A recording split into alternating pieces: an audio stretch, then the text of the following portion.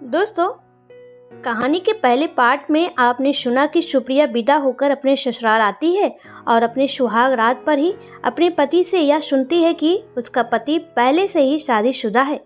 कहानी में आगे क्या हुआ, चलिए जानते हैं। दूसरे सुबह सुनंदा जी सुप्रिया से बोली, बहू जल्दी नहा धोकर तैयार हो जाना, आज घर में पूजा है, उसमें तुम्हें और आकाश को साथ बैठना होगा। नहीं माँ जी, मुझे अभी घर जाना है।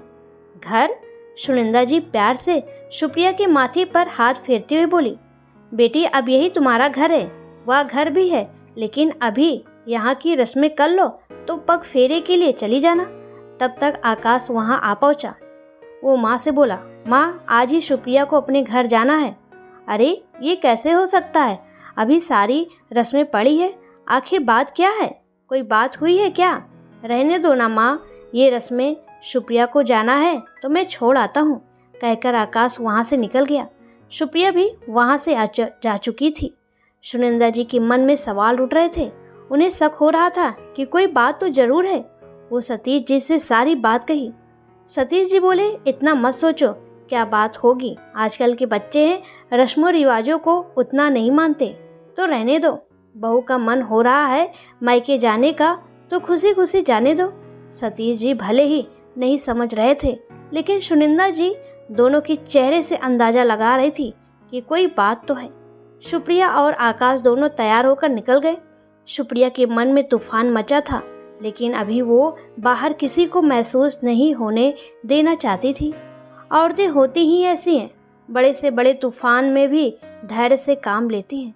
सुप्रिया जब अपने घर पहुंची तो महिमा जी, गिरिराज जी, शिया सभी आश्चर्यचकित हो गए कि परसों ही तो विदाई हुई थी और आज ऐसे सुबह सुबह। महिमा जी घबराई हुई सुप्रिया से पूछी, क्या बात है बेटा, इस तरह सुबह सुबह? क्यों, मैं घर नहीं आ सकती? ये किसने कह दिया? पर गिरिराज जी महिमा से बोले, अब सवाल ही पूछती रहोगी या बेटी दामाद का सत्कार भी करोगी? शादी के बाद पहली बार बेटी दामाद घर आए हैं तो स्वागत की जगह सवाल कर रही हो? मुझे निकलना होगा, कुछ जरूरी काम है, आकाश बोला। गिरिराज जी बोले, ऐसे कैसे, अभी तो आए हैं। आकाश महिमा जी और गिरिराज जी को प्रणाम कर कहा, अभी चलता हूँ, कुछ जरूरी काम है।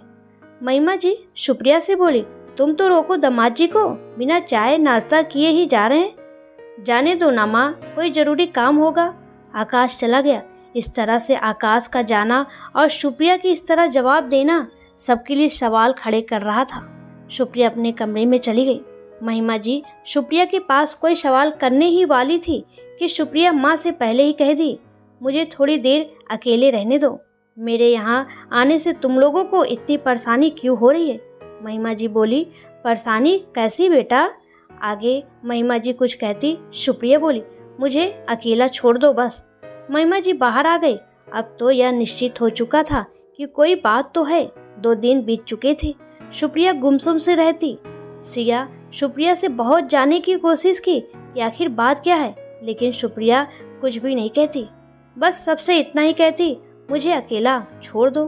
खुद में बिखरी सुप्रिया के खुद में ही नहीं समझ आ रहा था वो क्या कहे, किससे शिकायत करे, माँ पापा से? वो तो अपनी बेटी के साथ हुए धोखे से खुद ही टूट जाएंगे, किस्मत से जो कुछ देने से पहले ही सब कुछ छीन लिया। अब शिकायत करके ही क्या होगा, जो होना था वो तो हो चुका। उसके सपने टूट चुके थे। एक ही तो सपना था कि उसका पति सिर्फ उसका हो, वो तो पहले से ही किसी और का था। क्या कहे, किससे कहे, उसके कुछ भी समझ नहीं आ रहा था। बिखरी सी बेजान सी अपने कमरे में पड़ी रहती। महिमा जी गिरिराज से बोली, हम लोग क्या यूं ही हाथ पर हाथ धरे बैठे रहेंगे? सुप्रिया तो कुछ कह ही नहीं रही, आप आकाश से ही पूछिए। ठीक ही कहती हो, शाम में सुप्रिया के ससुराल जाकर पता करता हूँ। शाम में गिरिराज जी सुप्रिया के ससुराल गए। वहाँ भी पूरा सन्नाटा छाया हुआ था। संदीप जी गिरिराज जी को देखे तो उन्हें आदर पूर्वक बैठाए। गिरिराज जी संदीप जी से आकाश के बारे में पूछे तो सुनंदा जी बोली, पता नहीं भाई साहब, इन दोनों में क्या बात हुई।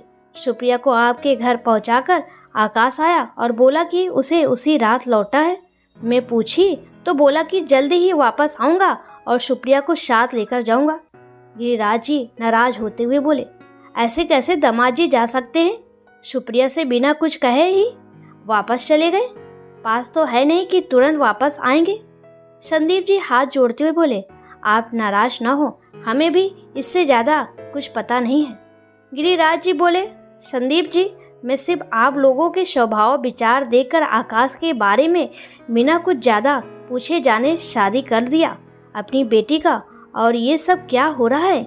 वहाँ सुप्रिया भी जब से यहाँ से गई है गुमसुम सी अपने कमरे में कैद हो गई है। इतनी हंसने खेलने वाली मेरी बेटी बिल्कुल से शांत हो गई है। गिरिराज जी इतना बोलकर थोड़ी देर में वापस आ गए। रितु जब खबर सुनी कि सुप्रिया आई है तो वो दौड़ी आई अपनी सहेली से मिलने। रितु ही तो थी जिससे सुप्रिया अपने होने वाले पति की सारी कल्पना शेयर की थी। रितु सोची, चलो पूछूं आकाश उसकी उम्मीद पर कितना खड़ा उतरा। रितु आई तो महिमा जी से सुप्रिया का हाल सुन चिंतित हो उसके कमरे में उससे मिलने गई। सुप्रिया आंखें बंद कर चुपचाप बैठी हुई थी। रितु धीरे से उसके कंधे पर हाथ रखी। सुप्रिया आंखें खोल कर देखी। रितु उसका हाथ अपने हाथों में लेकर उसके पास चुपचाप बैठ गई। सुप्रिया जोर से रितु के गले लिपट कर रोने लगी। रितु महसूस कर रही थी कि शायद सुप्रिया दहाड़ मार मार कर रोना चाह रही है, लेकिन खुद की चीख को अपने अंदर रख सुप्रिया रो रही थी। उसके मुंह से भले ही चीख नहीं निकल रही थी, लेकिन उसका दिल चीख रहा था।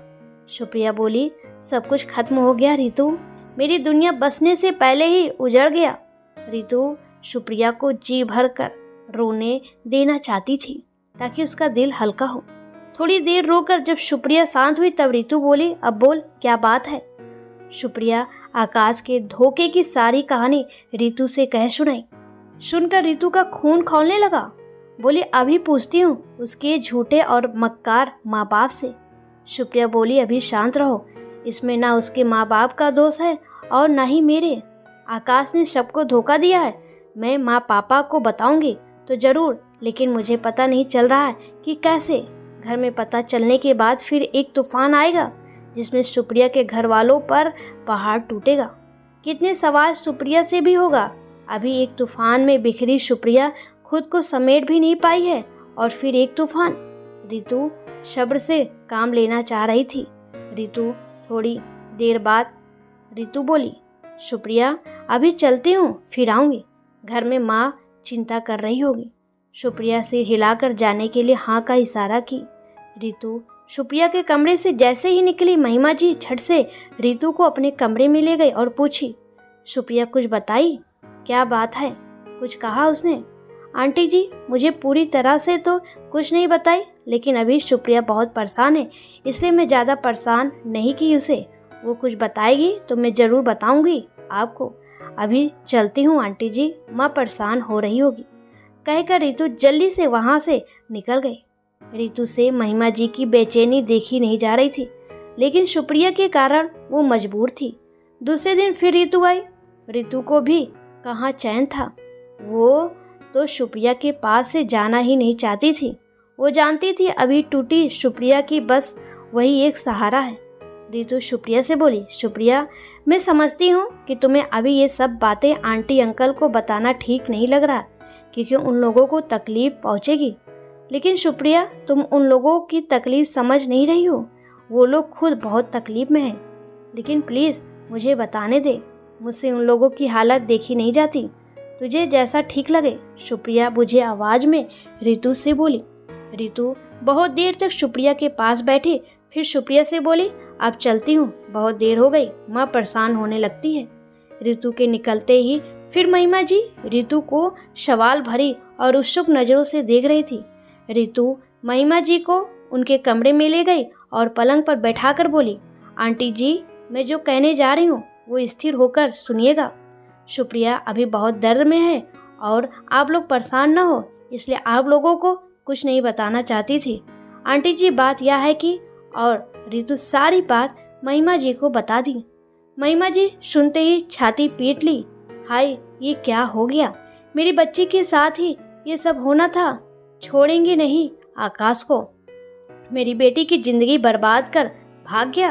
गिरिराज जी भी सुनकर धम्म से बिछावन पर गिर पड़े। रितु बोली, आंटी जी जानती हूँ आप लोगों को बहुत गुस्सा आ रहा है, लेकिन जो भी कीजिएगा सुप्रिया के बारे में सोचकर ही कीजिएगा। फिर रितु अपने घर चली गई। गिरिराज जी गुस्से से उठे और बाहर निकलने लगे। महिमा जी बोली, इतने गुस्से में कहाँ जा रहे हैं? देखिए जो भी कीजिए सोच समझ कर कीजिए। गिरिराज जी बिना कोई जवाब दिए ही निकल गए और सीधे संदीप जी के यहाँ जाकर गुस्से में बोले, क्या ये है आप लोगों की शराफत? झूठ बोलकर हम लोगों को फंसाया और मेरी बेटी की जिंदगी बर्बाद कर दी। गिरिराज जी की आवाज़ सुनकर सुनिंदा जी भी वहाँ आ गई और बोली, समधी जी आखिर बात क्या है? आप इतने गुस्से में क्यों हैं? कैसा समधी और कैसा रिश्ता? आपके बेटे ने तो हमारी बेटी की जिंदगी बर्बाद की। कहते कहते रोने लगे गिरिराज जी। संदीप जी बोले, बात क्या है हमें भी तो बताइए, हमें कुछ समझ नहीं आ रहा। क्या आपको सच में पता नहीं था कि आपका बेटा पहले से ही शादी कर चुका था? गिरिराज जी संदीप और सुनिंदा जी से बोले तो वो लोग आश्चर्य से एक दूसरे का मुंह देखने लगे। दोनों एक साथ कह उठे, क्या? दोनों ही अपना सिर पकड़ बैठ गए। हमारे बेटे ने हमारे साथ इतना बड़ा धोखा किया? हमारे साथ किया तो किया, सुप्रिया की जिंदगी से खेलने का उसे क्या अधिकार था? सुनिंदा जी गुस्से से बोली। संदीप जी और सुनिंदा जी हाथ जोड़कर गिरिराज जी से बोले, यकीन मानिए भाई साहब, हमें जरा सा भी पता नहीं था कि हमारा बेटा हमसे इतनी बड़ी बात छुपा रहा है। हम किस मुंह से माफ़ी मांगे? हमें तो मुंह दिखाने लायक नहीं छोड़ा मेरे बेटे ने। जिंदगी बर्बाद तो मेरी बेटी की हो गई ना, रोते हुए बोले गिरिराज जी। और इधर महिमा जी सुप्रिया के कमरे में गई। सुप्रिया गुमसुम से बैठी शून्य में देख रही थी। महिमा जी उसके पास जा उसे सीने से लगा जोर जोर से रोने लगी। माँ के गले लग सुप्रिया भी जी भर रोई। दिन बीतने लगे, धीरे धीरे परिस्थिति समान हो रही थी। सवाल ये था कि आगे क्या करना है। सुप्रिया आकाश से कोई रिश्ता नहीं रखना चाहती थी। आकाश क्या, अब उसे इस रिश्ते से ही नफरत हो गई थी। महिमा जी और गिरिराज जी जब भी सुप्रिया से इस बात की चर्चा भी करते कि अगर आकाश से रिश्ता नहीं रखना चाहती हो तो क्या दूसरी शादी के बारे में सोच सकते हैं, सुप्रिया सुनकर ही चिढ़ जाती। मेरे पास ये सब बातें ही मत किया करो, मुझे किसी की ज़रूरत नहीं, मैं अकेले ज़िंदगी जी सकती हूँ। सुप्रिया के पास अब हिम्मत नहीं बची थी कि फिर से अब वो वही सब सपने देखे। अब तो उन सपनों से भी डर लगता था। उन सपनों के साथ आकाश का धोखा जुड़ा था। सुप्रिया फिर से पढ़ाई शुरू कर दी। ग्रेजुएशन तो की ही हुई थी, एमए की, और जल्दी ही कॉलेज में लेक्चरर की जॉब मिल गई। रितु की भी जॉब उसी कॉलेज में हो गई। रितु की शादी हो गई और एक बेटे की माँ भी बन गई। रितु से महिमा जी कहती हैं कि तू ही समझा अपनी सहेली को, अकेले कैसे कटेगी जिंदगी, कोई फैसला तो ले। रितु जब भी सुप्रिया से पूछती तो सुप्रिया का जवाब होता कि मैं अकेले ही काफ़ी हूँ। 8-10 साल बाद अचानक से आकाश को सामने देख पुराने यादों को गली में खोई सुप्रिया अपने कमरे में आंखें बंद कर लेटी हुई थी। महिमा जी सुप्रिया के पास बैठकर उसके कंधे पर हाथ रखी तो सुप्रिया चौंक कर वर्तमान में लौटी। महिमा जी बोली, देख बेटा, जिंदगी अकेले काटना बहुत मुश्किल है। हम लोग अब है ही कितने दिन, अपने आँखों के सामने तुम्हारा बसा हुआ घर देख लेंगे तो चैन से मर पाएंगे। मानती हूँ आकाश का धोखा माफ़ी के लायक नहीं है, लेकिन बेटा कभी कभी ज़िंदगी में नहीं चाहते हुए भी कुछ समझौते करने पड़ते हैं। कुछ दिन पहले सुनिंदा जी यहाँ आई थी, तुम कॉलेज में थी, बहुत शर्मिंदा हैं वो लोग। उन्होंने ही बताया आकाश हमेशा के लिए अपने देश आ रहा है। संदीप जी की तबीयत अब ज़्यादा खराब रहती है। आकाश ने अमेरिका में जिस लड़की से शादी किया था वो उसे छोड़ चुकी है, डिवोर्स हो चुका है दोनों का। वाह माँ, एक ने छोड़ दिया तो दूसरी की याद आ गई।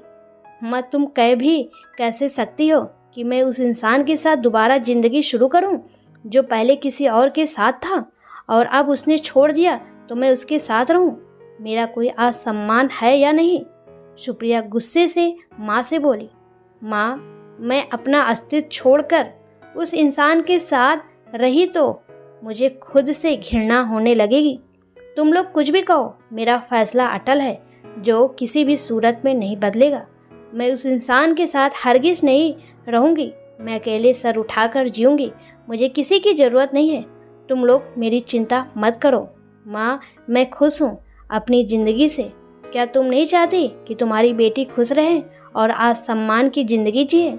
माँ, ज़िंदगी हर किसी की एक जैसी नहीं होती, मेरी ऐसी ही है और मैं अपनी ऐसी ज़िंदगी से खुश हूँ। महिमा जी समझ चुकी थी ये लड़की नहीं समझने वाली। उसके कमरे से निकल ही रही थी कि देखी रितु आई थी उससे मिलने। महिमा जी रितु से बोली, तो ही समझा कर देख ले अपनी सहेली को।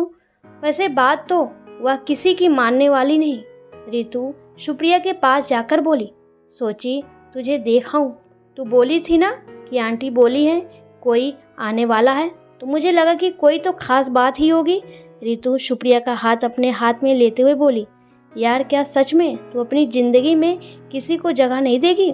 सोच ले, ज़िंदगी 2 दिन की नहीं होती। सुप्रिया रितु के हाथ पर अपना हाथ रखते हुए बोली, बस अकेले ही काटना है यह ज़िंदगी का सफ़र। रितु भी समझ गई कि सुप्रिया का फैसला अटल है। बोली, कोई बात नहीं, तेरे इस सफ़र में तेरी ये सहेली हमेशा तेरे साथ रहेगी। सच में दोस्तों, कभी कभी भगवान हम लड़कियों की लाइफ में कितनी तकलीफ़ें दे देते हैं कि उतना तो उसके सहने की भी शक्ति नहीं रहती। वैसे सुप्रिया ने सही फैसला किया या नहीं, आप लोग कमेंट में हमें ज़रूर बताएं।